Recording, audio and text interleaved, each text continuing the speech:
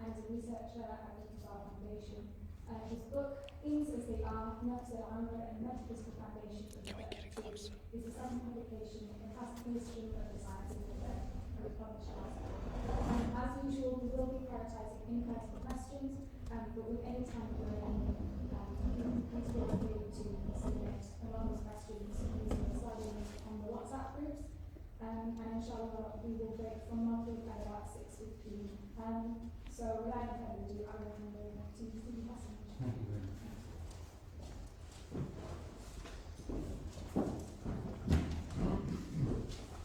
السلام عليكم ورحمة الله وبركاته. الحمد لله رب العالمين من الشيطان الرجيم. بسم الله الرحمن الرحيم. اللهم صل وسلم وبارك على سيدنا محمد المصطفى النبي الكتاب الطاهر في صلاة الحمد لله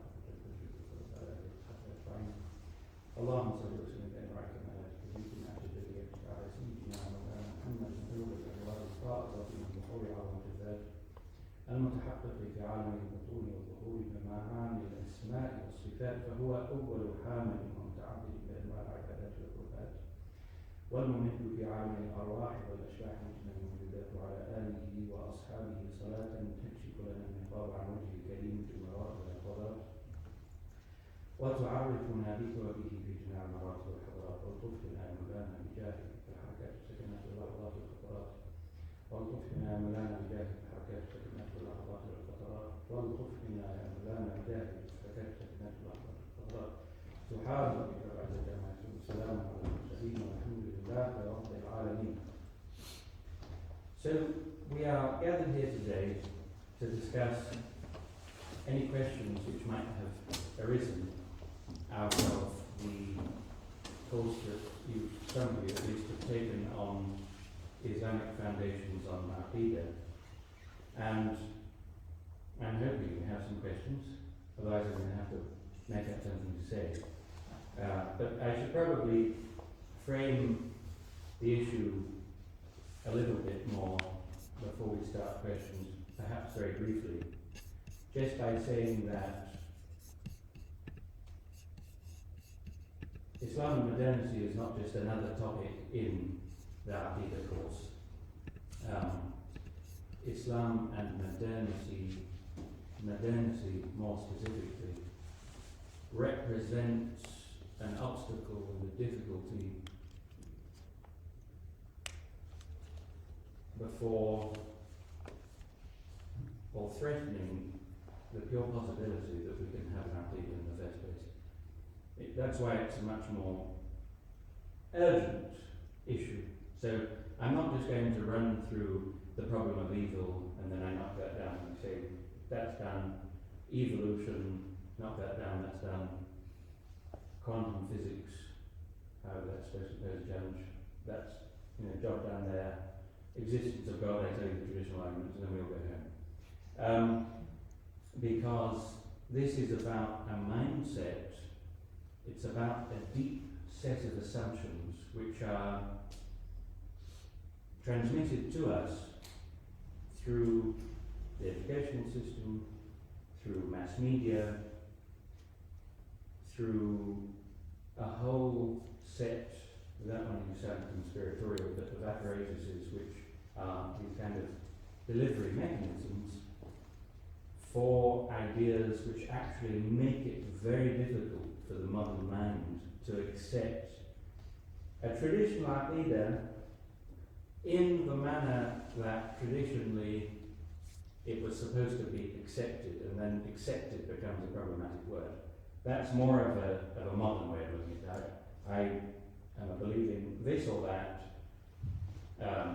Why? Because that's my family background.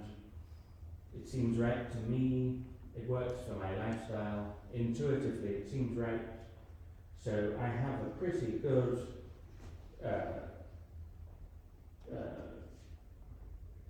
not certainty, but I have a pretty good sense that this is the right thing for me, right? But at the same time, of course, I can be a fully participating member of modern society, and that, after all, is really what we can all be certain of, is what we can do in the society, the function that we can perform. Now, the first part of that, which is the idea that in any sense choosing a religious creed to adhere to can never be merely a choice. Right, ultimately a choice. That already is something profoundly problematic when you look at the traditional Islamic, and this is possible to say truly in a very broad sense. Of course, there are traditional Islamic, it's a whole civilization of a millennium, but well over a millennium, of course. But it is possible to say it was a unified civilization to the degree that there was consensus that belief in the Aqidah is nothing to do with choice, essentially. Of course, there's a choice there with humans, we have to make a choice, but it's not essentially a choice. It's not blind faith.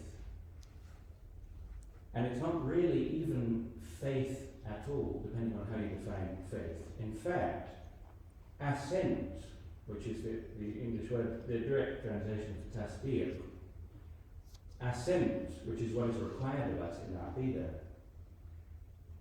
has a very intimate relationship in terms of its definition with ilm. Ilm in the sense of certain knowledge. Iman is a kind of certain knowledge. It's not a kind of belief in the sense of blind faith. And the whole religion versus science discourse of today, the whole kind of very profoundly low-level new atheist type of discourse is all premised on the assumption that religious faith is an arbitrary belief. It's fundamentally just, well, you know, we respect your right to believe anything that you want to, and so we have this appearance of pluralism. We guarantee your right in a liberal society. This is one of the most fundamental principles of liberalism, is the belief that fundamentally all systems of belief are arbitrary. And so, for anyone to position themselves in a society as an authority, as if they have the kind of categorical certainty about their truth, has to be a form of oppression, has to be a form of dogmatism. Now, who is conveniently accepted from that there? Liberalism, yeah. Liberalism itself. The belief, the assumption that all beliefs are fundamentally arbitrary. So what does that mean? It means that we can be tolerated as long as we keep our religion private, you know, in our living rooms basically, or in the mosque, or in the designated spaces. We can be tolerated as long as we are participating in the only real objective thing, which is us all taking part in a wonderful modern liberal capitalist secular society. So there's a fundamental deep divergence in basic assumptions. Some assumptions are true, some assumptions are false. We have in our tradition, traditional Christian metaphysics house, traditional Jewish metaphysics house, traditional Hindu metaphysics house. We have in our tradition a way of discerning true from false assumptions. A true assumption, for our purposes here, will become a principle, right? So we have to move away from this idea that religion is just about comfortability.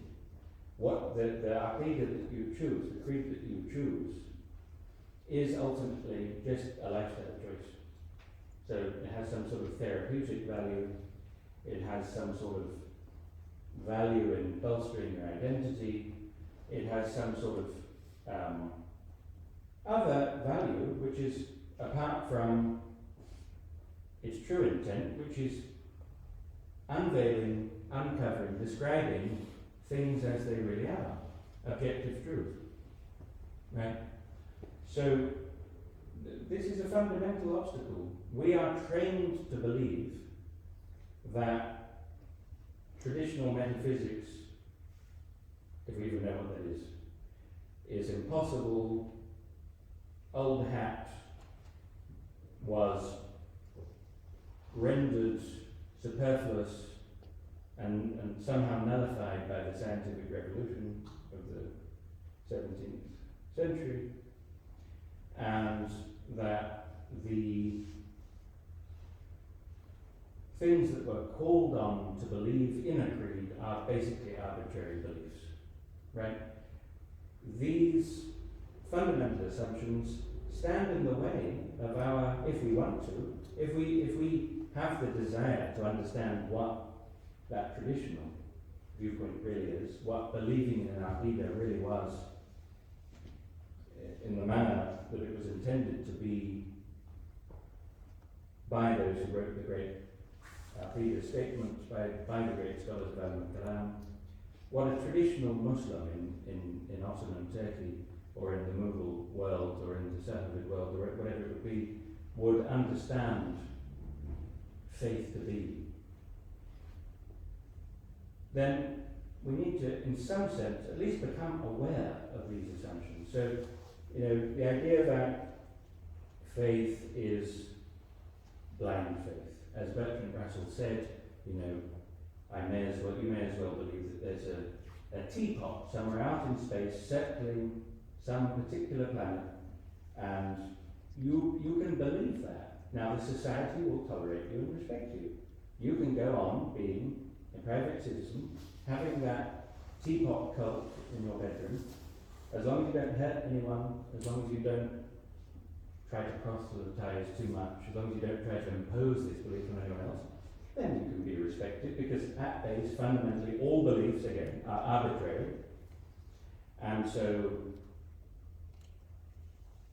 the basis of the society is not the objectivity or otherwise its beliefs. The basis of society is fundamentally pragmatic. It's results based. It's about creating mechanisms and institutions in society which allow people to live in the manner that they choose, fundamentally.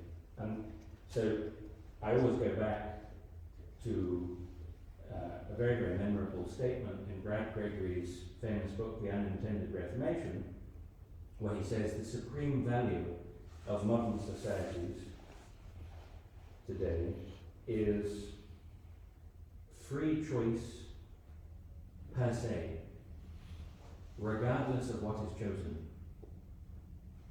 It's free choice per se, regardless of what is chosen. So, why is that? How can that? And I think if we think about this, it's to quite a large degree visible everywhere we go. Almost everyone we meet, almost every lecture we attend, there is this fundamental assumption that really out there is not an objectively knowable reality.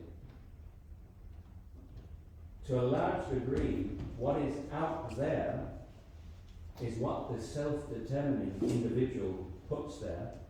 It's what the self-determining individual decides is there, right? So, if we take, for example, the philosophy of Sartre, now, if you have an understanding that there is a continuous history of philosophical development, and characteristically modern points of view about philosophy and theology don't just pop suddenly into existence, they have a lineage. So I find, as someone who has spent a long time looking at different philosophical schools of thought, I find that Sartre's statement, really, of the fundamental first assumption, principle of modernity, is one of the best, it's one of the most characteristically modern. It captures best what we mean when we say what is modernity, what is modernism. Right? There are some people who, I hope no one who's present, but who up to this point will still be thinking, well, what is he banging on about modernism? And modern is just modern, it's the present moment, and then there's obviously a progression throughout history, and we've come to this moment, and what is this obscurantism and Ludditism, and why are we banging on about modernism all the time? Well, it's important for any such person to know that modernism doesn't actually mean just the moment that we happen to be in. So my grandparents were modern in their time, and now we're modern. Modernism is a philosophy. It's a very distinctly identifiable philosophy, and it is a philosophy which represents a stark break with the past, with a consensus which human beings had almost universally in almost every civilization. There was a list of things in beliefs about human nature, in beliefs about ultimate reality, in beliefs about morality, upon which there was a real consensus across different religions, in very, very different civilizations, which is an extraordinary thing for naturalism to try to grapple with. So what is modernity? Modernity is that decisive break, which was very deliberate. It's that decisive break with what was understood to be, in some sense, capital A authority. In the Western world, it's associated especially with there's an intrinsic hierarchy to being, that the Pope has real spiritual authority, and that people have to stay in their places fundamentally because they have to take their place in their hierarchy. And so this was obviously, from the modern perspective, this was obviously only something perpetuated because of the power interests of those nasty, bad, oppressive people. Obviously they were saying, oh, look at this hierarchy that I'm inventing. It really is embedded in the nature of things, and I just happen to be at the top of it. It sounds clearly like there's a large degree of manipulation going on there. Again, this is a very, very basic starting point of modernity. It's the idea that we are freeing the individual from these false structures of capital A authority, as it were, which are oppressing him by imposing a false vision of this stratified being, with God at the top, and the angels, and then maybe in that vision the Pope, and then the deacons, and then the lords of the manor, and then the knights, and then the commoners. And the shining light of modernity is what freed us from this illusion and took us back to the idea that all that is really there is the individual. We have to give the individual his dignity by freeing him from this illusion, this imagination that he's been living under the yoke of which he's been living for his entire life, and let people really decide what they want, what they would like to see in their own lives, because they own themselves. There's fundamentally nothing more basic. I'm still going to get to Sartre.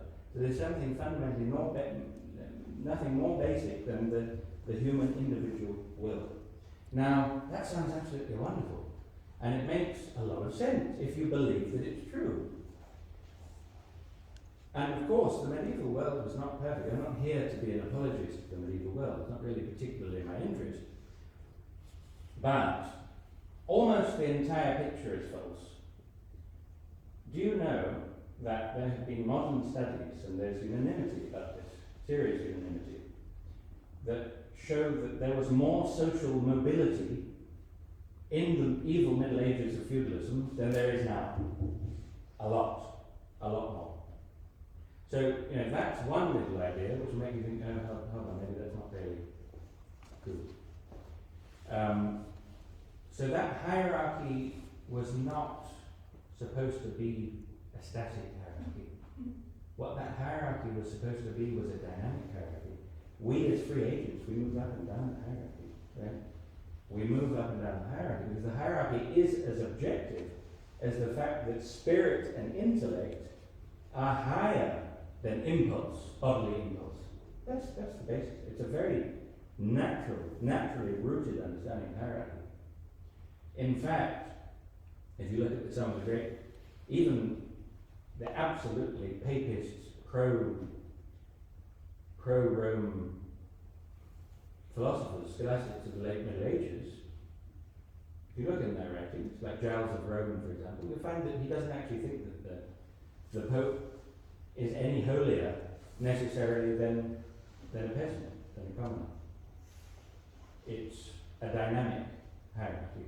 So the station of the Pope represents a place in the hierarchy. But there's a difference between the depiction of the hierarchy, right, and the hierarchy in Nafs al-Amr, the hierarchy in objective reality. So does he actually achieve that level or not? That depends upon the person. But the rutbah, the level, is there nonetheless.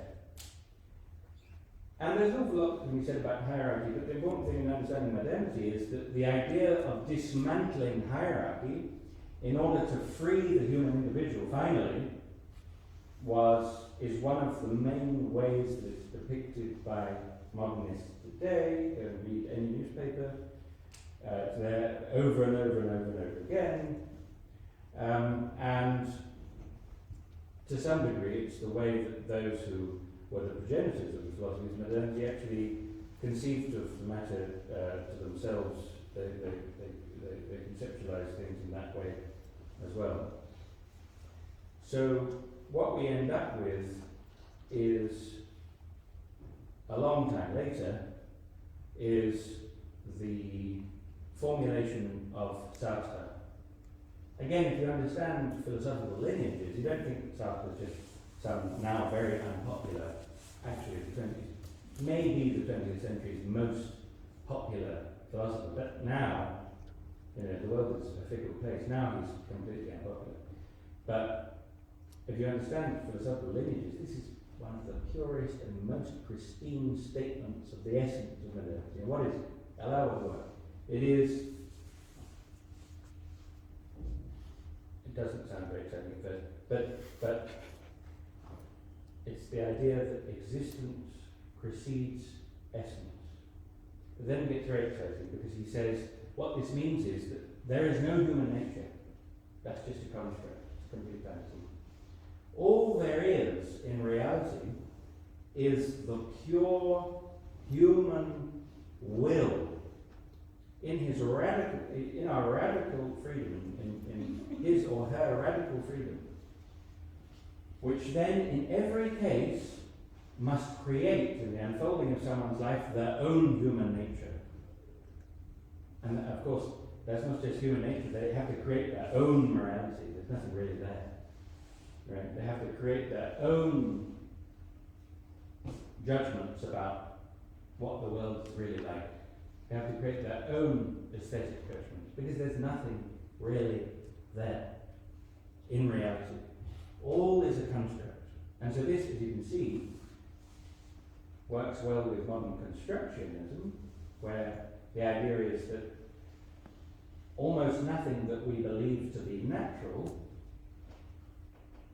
right, is really natural. It's actually a social construct. So things like family. We, on a traditional teleological view, there's the idea that this is a prerequisite, this is a sine qua non of human flourishing, to have, let's say, a family, for example, with a particular configuration. Because there's something about human nature which means that it will naturally unfold into that configuration. There's something intrinsically right about that. And of course, you can think of many other examples. But on the philosophy of modernity, that's not the case. The philosophy of modernity, we are actually having our freedom circumvented by this false and dogmatic claim that these institutions, what are really social constructs, are actually embedded fundamentally in the nature of things. So, in any case, that is one very small dimension of the whole affair, of course. But I think it's worth realizing. I sometimes get, and it's worth thinking about, I sometimes get a little bit perturbed and a little bit worried about the very dogmatic way that Aqidah can be taught today. That's why I suggested that Sidi Hasan teach, because he has a very deep perspective, mashallah. But I'm concerned about the dogmatic way. It's just, well, no, it's all taken care of. Here are the proofs, and off you go. Just learn the proofs. Well, those proofs may well be proofs in reality, but can we, with our configuration, our nurture in contemporary modernist society, can we see that they're proofs? Or have we been trained to look at them and think, oh, that's just dogmatism, it doesn't seem to make sense to me, it doesn't work? In which case, what do you have to do? You have to go back in that intellectual lineage and look at the philosophies that really undergirds that new attitude that we, usually on a very sub-philosophical level, we imbibe without realizing that we've imbibed it. You have to go back to people like Kant. You have to go back to people like Locke. You have to go back to people, ultimately even someone like Occam, Herbert Hampton. So, in any case, I just wanted to remind you of what we're doing quickly, and I hope that some of you have questions. But if you don't, at least I've said something with all that. Thank you, brother. I just wanted to make sure Cat wondered. Oh yeah, of course. Is it just time now? Perfect timing. I've already done half an hour. 6:15. So, 28 minutes.